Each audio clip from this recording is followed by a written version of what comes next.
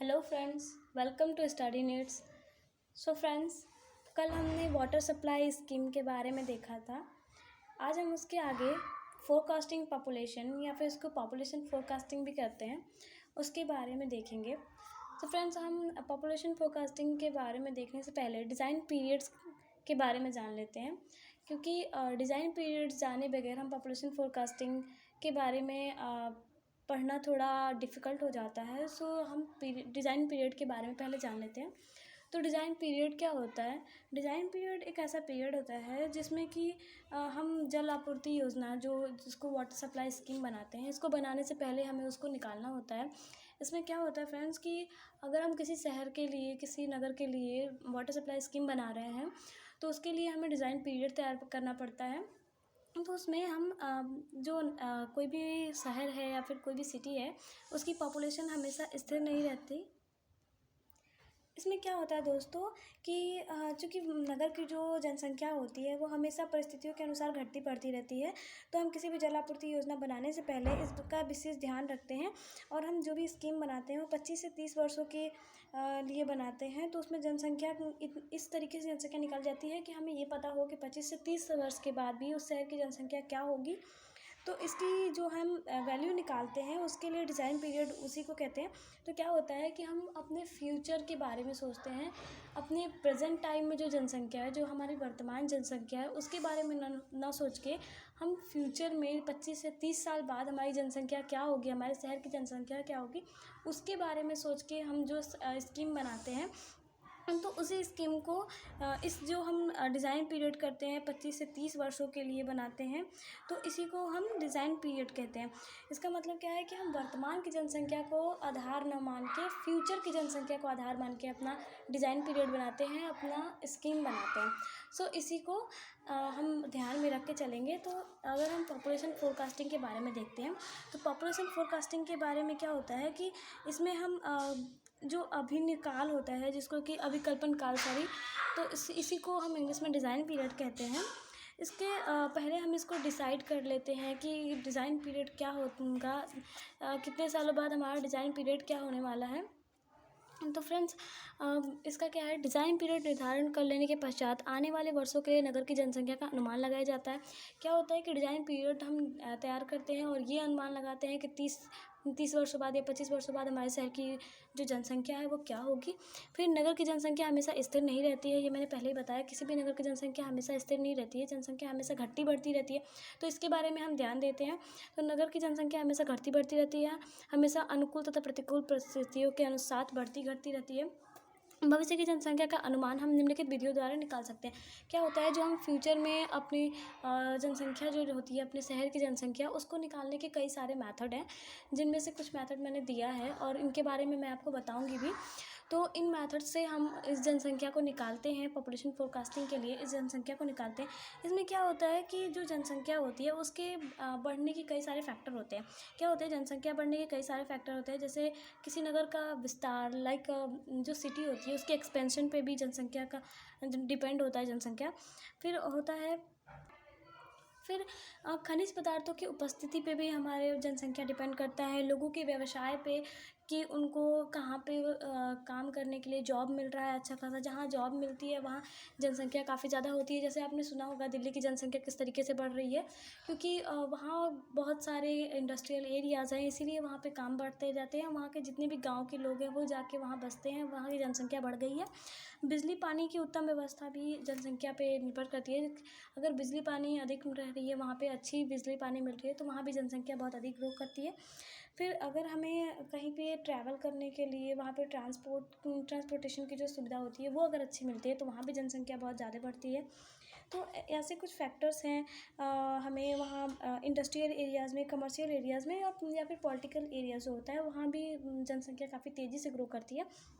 तो इन सारे फैक्टर्स को देखना चाहिए। अगर हम कोई स्कीम बना रहे हैं तो हमें ये भी ध्यान में देना चाहिए कि जो हमारा एरिया है वो किस तरीके का है, इंडस्ट्रियल है, कमर्शियल है, पॉलिटिकल है, वहाँ पे खनिजों की उपलब्धि है, या फिर उस नगर का किस तरीके से एक्सपेंशन हो रहा है, कितनी तेज़ी से हो रहा है।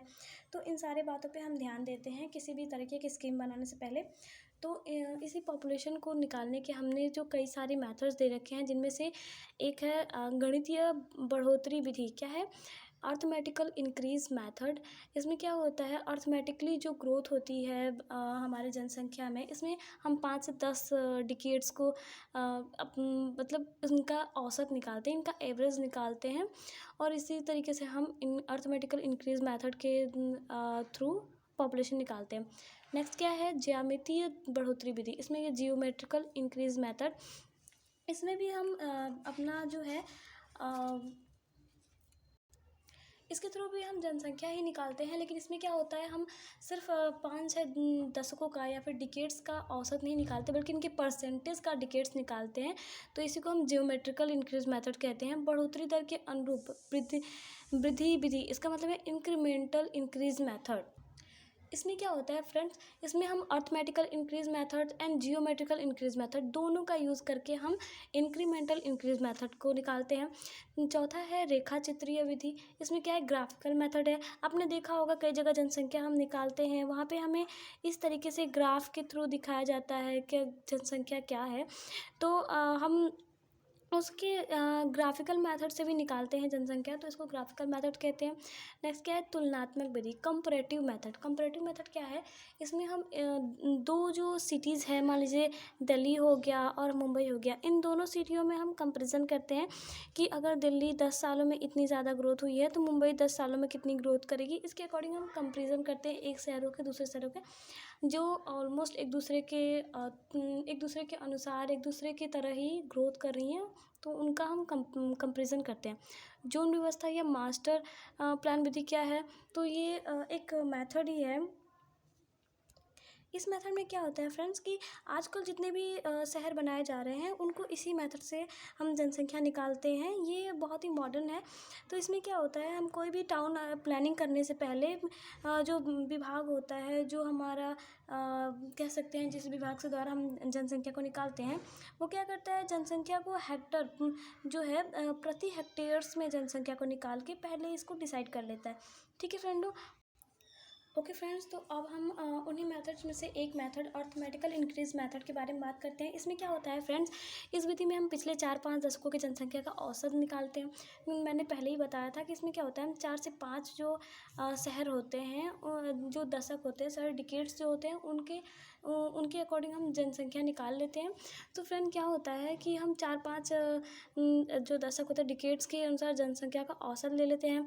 माना हमने 2021 में हमारा 2021 में जो है जनसंख्या कुछ मान लेते हैं कि 10 है, 10 लाख है, और 2031 में हमारी जनसंख्या 20 लाख है, और 2041 में जो हमारी जनसंख्या है वो 30 लाख है। ठीक है फ्रेंड्स, ऐसे हमारे बढ़ते जा रहे हैं। तो कितने डिकेड्स हुए? ये 1 और ये 2, तो हमारे 2 डिकेड्स हो गए। तो फ्रेंड्स क्या होता है कि हम इसमें डिज़ाइन पीरियड के अंत पर नगर की जनसंख्या ज्ञात कर ली जाती है। इसमें क्या होता है, हम जो 4-5 डिकेड्स होते हैं उनकी जनसंख्या का औसत निर्धारित करते हैं, और इसका जो डिज़ाइन पीरियड होता है उसके अंत में हम नगर की जनसंख्या ज्ञात कर लेते हैं। ठीक है, इसमें इसका फॉर्मूला होता है PN=P+N IA। इसमें क्या होता है, PN क्या होता है फ्रेंड्स? PN होता है हमारा डिज़ाइन पीरियड जो होता है उसके अंत में नगर की संभावित जनसंख्या। संभावित जनसंख्या क्यों है? क्योंकि हम फ्यूचर में कितनी जनसंख्या होगी, क्या होगी, इसका एग्जैक्ट नहीं दे सकते। एक हम इसका कह सकते हैं कि अनुमान लगाते हैं, तो इसलिए इसको संभावित जनसंख्या कहते हैं। और फ्रेंड्स पी क्या है? तो पी हमारी वर्तमान जनसंख्या है, जो हमारी प्रेजेंट टाइम में जो हमारे सिटी की जनसंख्या है उसको हम पी से डिनोट करते हैं। एन क्या है? एन दशकों में अभिकल्पन क्या है, जो डिज़ाइन पीरियड्स है उसमें कितने डिकेड्स हैं वो हमारा एन दिखाता है। आई ए क्या है फ्रेंड्स? आई ए जनसंख्या में प्रति दशक बढ़ोतरी है, जो पर डिकेड्स कितनी बढ़ोतरी हो रही है उसका औसत होता है आई ए। सो फ्रेंड्स हम आपको इसके जो एग्ज़ाम्पल है उसको अगले वीडियोस में लाएंगे। सारी मेथड्स को हम एग्ज़ाम्पल के थ्रू समझेंगे, जिससे कि हमें समझने में और आसानी होगी।